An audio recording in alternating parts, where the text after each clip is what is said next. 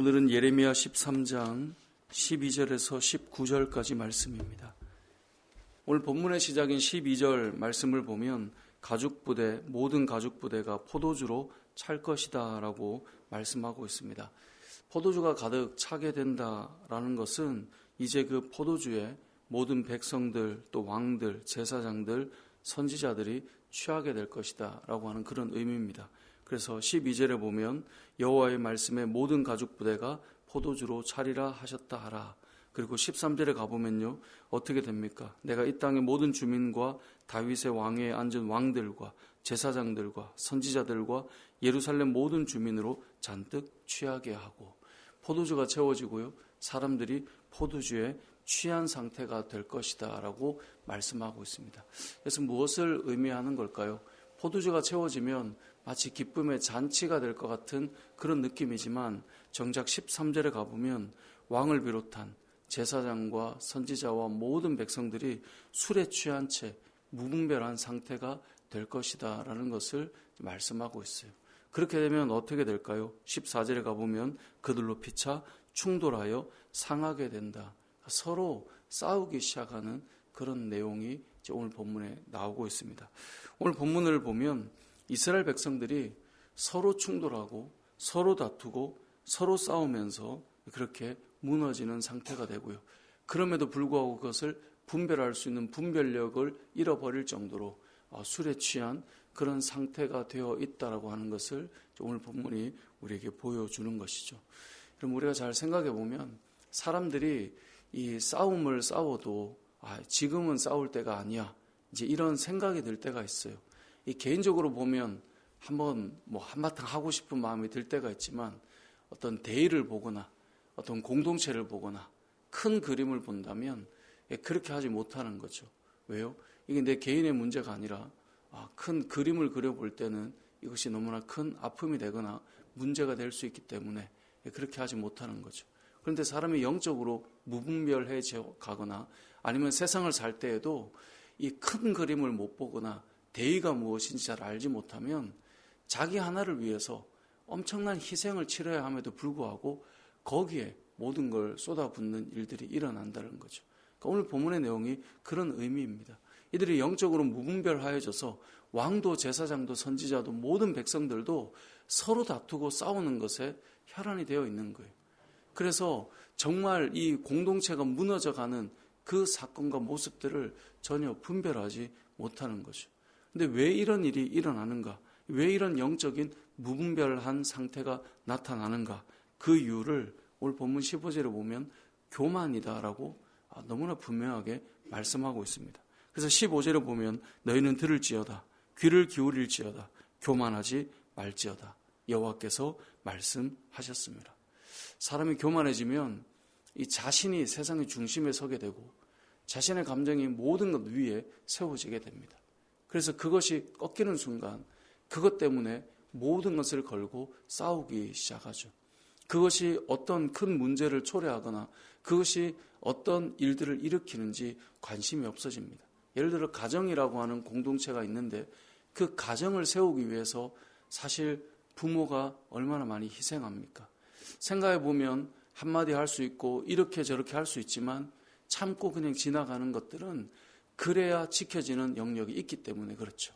그런데 어릴 때는 자녀들이나 또 어린 생각이 어릴 때는 그런 것들을 보지 않죠.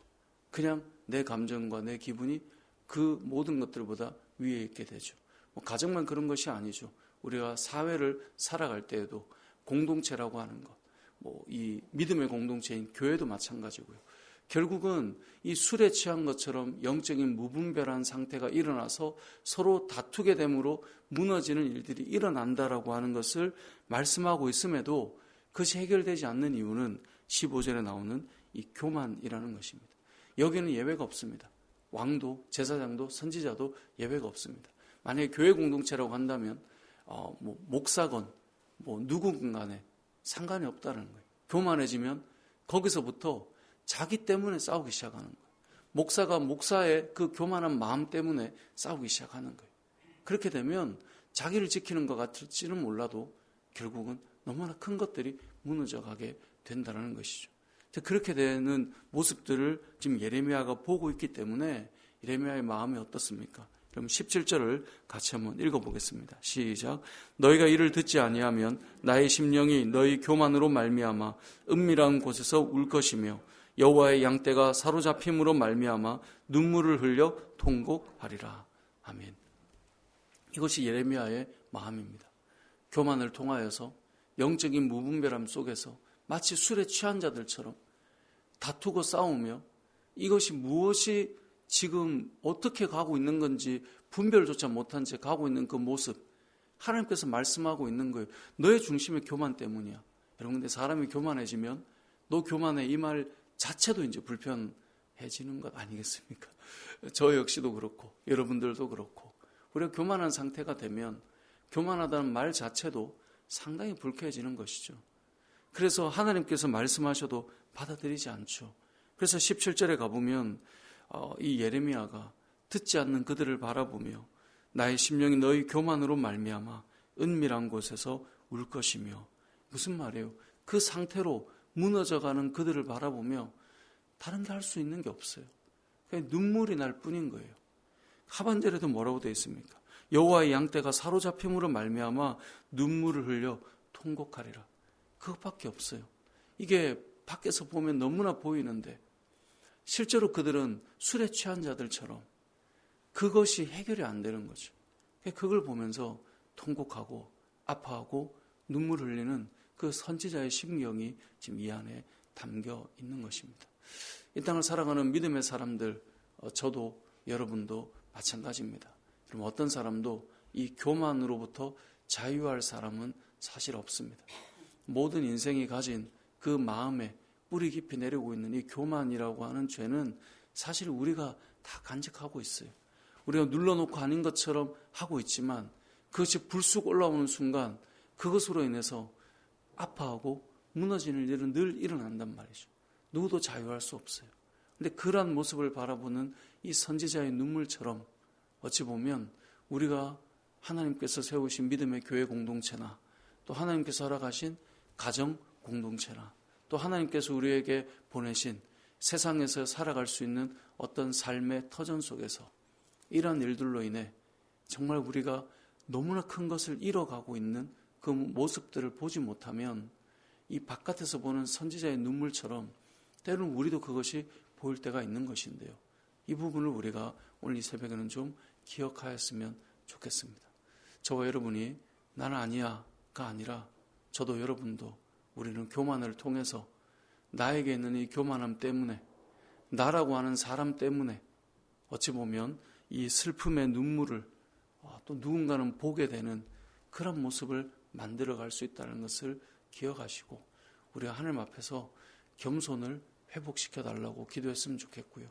공동체가 하나님 앞에서 우리 자신을 세우는 것이 그것이 우리 삶의 목적이 아니라 하나님께 영광을 올려드리는 하나님을 높이는, 그래서 16절을 보십시오. 결국 뭐라고 되어 있습니까? 너희 하나님 여호와께 영광을 돌리라. 여러분, 이것이 우리가 가야 될 길이에요.